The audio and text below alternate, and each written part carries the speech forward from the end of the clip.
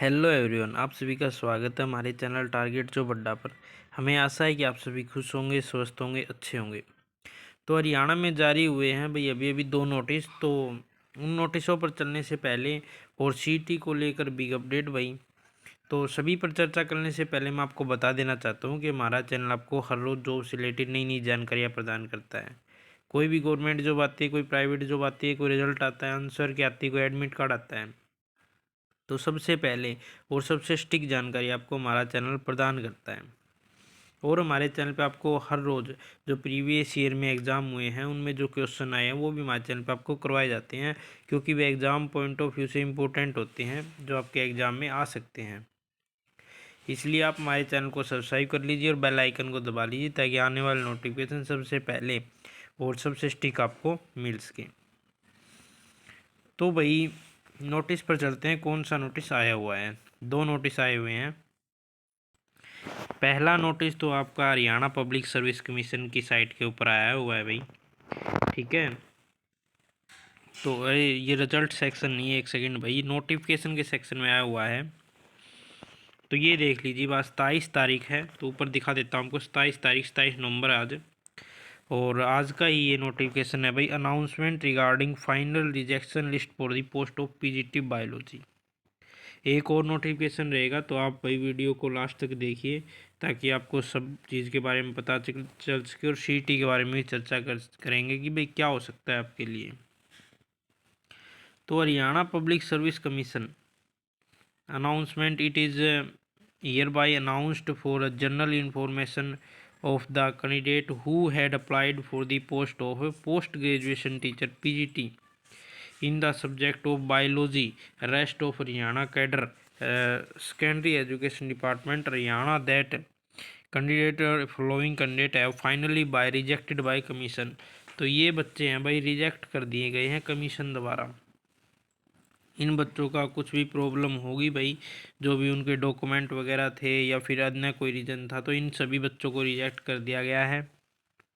और the detailed reason of rejection of candidate, तो अबू candidate are being conveyed to each candidate individually through their email at EID mentioned in application form. तो आपकी email ID के ऊपर, जिसको reject किया गया है उसकी ईमेल आईडी के ऊपर भी बता दिया गया है भी आपको रिजेक्ट क्यों किया गया है। तो जिनका रिजेक्ट हुआ है वो अपनी ईमेल आईडी से चेक कर सकते हैं भाई।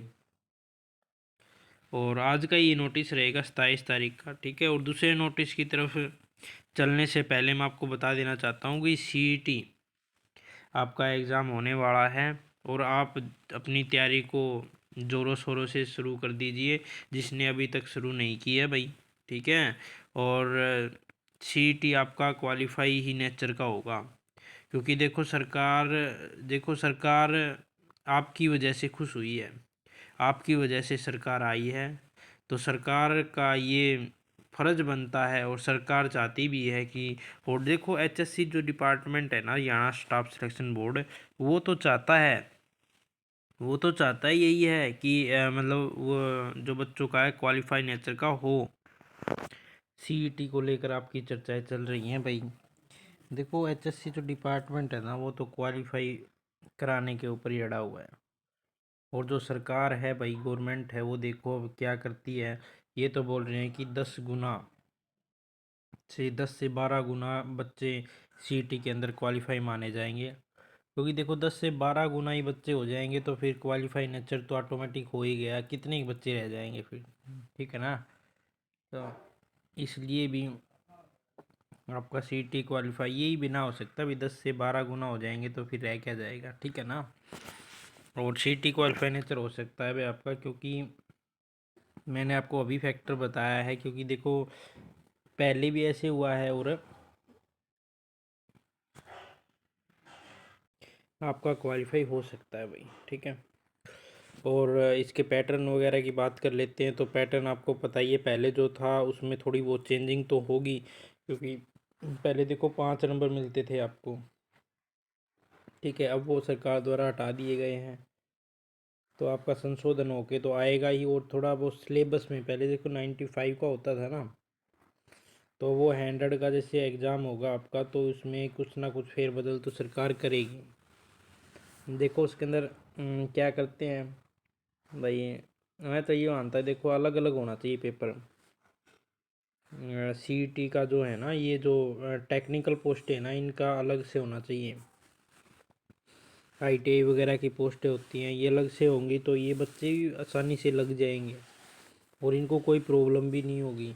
अब देखो ये सभी इकट्ठे हो जाते हैं, इसमें ग्रुप डी वाले हो गए और सी वाले हो गए, मतलब सभी इकट्ठे हो जाते हैं, तो फिर उनको एग्ज़ाम लेने में भी और फिर उनको उनकी मेरिट लिस्ट बनाने में भी एचएससी डिपार्टमेंट को बहुत मशक्क़त करनी पड़ती है, जो कि बहुत हैवी काम हो जाता है। इसलिए यदि आईटीआई वालों के अलग हो जाएंगे तो वो उनके अपने रिज़ल्ट निकलेंगे और ये अपने रिज़ल्ट निकलेंगे, ठीक है ना। तो उसमें कोई मिक्सअप नहीं होगा, इसलिए वो बेस्ट हो सकता है भाई। तो ये सरकार तक बात हमारे द्वारा पहुंचाई जा रही है भाई। वीडियो बनाते हैं हम, उनको सरकार को ये बात बताते हैं कि हाँ हाँ ऐसा ऐसा होना चाहिए। तो सरकार मतलब देखो उनके पास हमारी वीडियोस तो पहुंचती ही है, तो उनको भी पता चलेगा ना कि बच्चे चाहते क्या हैं। देखो अब हम ही मतलब हमारा स्टैंड नहीं लेंगे तो उनको कैसे पता चलेगा। वो सोचेंगे कि भाई ये तो बच्चे भी ऐसे ही हैं, इनको तो कुछ भी करवा लो ये मान जाते हैं, ठीक है। तो हम भी सरकार तक हमारी बात आपके मतलब आपकी बात हमारे मतलब प्लेटफॉर्म से वहाँ तक पहुँचाते हैं भाई, ठीक है। इसलिए आप ज़्यादा से ज़्यादा कमेंट किया करो, इसलिए ही तो कहता हूँ आपको, ज़्यादा से ज़्यादा कमेंट करोगे तो क्या होगा। देखो हमारा उससे कोई फ़ायदा नहीं है, ना आप लाइक करोगे ना उससे फ़ायदा हमारा, ना आप कमेंट करोगे उससे फ़ायदा हमारा, उसके कोई पैसे नहीं आते हमारे पास, ठीक है। तो आप ना ज़्यादा से ज़्यादा कमेंट किया करो भाई, सरकार को क्या करना चाहिए। सरकार को ज़्यादा से ज़्यादा क्वालिफाई नेचर का करना चाहिए, तो क्वालिफाई कहा करो कि सरकार क्वालिफाई करे, तो उनको ये पता चलेगा कि हाँ कितने बच्चे हैं जो ये चाहते हैं क्वालिफाई करें। अब कोई बच्चा है, जैसे हमने वीडियो बना दी, आपने कमेंट नहीं किया और सरकार तक हमारी वीडियो पहुँची, तो वो कुछ सीधा पता है क्या देखते हैं, कमेंट देखते हैं कितने कमेंट आए हुए हैं बच्चों के। तो अब कमेंट ही नहीं आए हुए होंगे तो फिर वो क्या सोचेंगे कि भाई ये तो बच्चे भी नहीं चाहते हैं, ठीक है ना। तो इसलिए सभी कमेंट किया करो भाई, और सीटी की तैयारी हो जुट जाओ भाई। हमारे चैनल को सब्सक्राइब कर लो। हमारे चैनल पे मोस्ट इंपॉर्टेंट क्वेश्चन जो प्रीवियस ईयर में हो चुके हैं वो हमारे चैनल पे करवाए जाते हैं भाई। और हरियाणा जी की क्लासेज हमारे हमारे चैनल पे होती रहती हैं, और मोस्ट इंपॉर्टेंट क्वेश्चन हम लेके आते हैं आपके लिए बस। और कोई फालतू के मतलब जो क्वेश्चन होते हैं ना, वो फालतू के नहीं लेके आते। मोस्ट इम्पोर्टेंट जो होते हैं वही लेकर आते हैं आपके लिए। और कंप्यूटर वगैरह की भी, हमारे साइकोलॉजी एस्टेट के बारे में हम चर्चा कर रहा था अभी। एस्टेट के तरफ से नोटिफिकेशन देखते हैं भाई, वो नोटिफिकेशन कौन सा है। तो चलो भाई उसकी तरफ चलते हैं, क्योंकि सीईटी के ऊपर तो चर्चाएं हो गई हैं। तो भाई तैयारियां करते रहें, आप तैयारी करोगे तभी आपका सिलेक्शन होगा। ये देखो भाई मेन साइट के ऊपर चलते हैं यहाँ से। तो आपका आज ही नोटिस आया भाई थोड़ी देर पहले ही, तो ये देख लीजिए। ये देख लो भाई, press notice of estate, estate के बच्चों के लिए नोटिस आ चुका है भाई। ये 27 तारीख का, आज का ही कोई सोचे कि आज का नहीं है, तो आज का ये नोटिस है भाई। और जो 7 आपको 8 को जो पेपर आयोजित करवाई जानी थी वो तकनीकी कारणों से स्थगित कर दी गई भाई। और बोर्ड जो तिथियाँ वो बोर्ड के वो दोबारा जल्दी ही की जाएंगी। तो 14 और 16 तक तो आपका हो नहीं सकता भाई, ना 14 को हो सकता ना 16 को हो सकता, या तो इससे पहले हो सकता है आपका, ठीक है। देखो 7 8 को तो कैंसिल हो गया है, 7 8 के बाद हो सकता है, या तो 10 या फिर 11 या 12 या 13, 14 को 16 को नहीं हो सकता भाई, या फिर 17 को या फिर 18 को, इससे आगे जा सकता है। इन्हीं डेट में आपका एग्ज़ाम हो सकता है।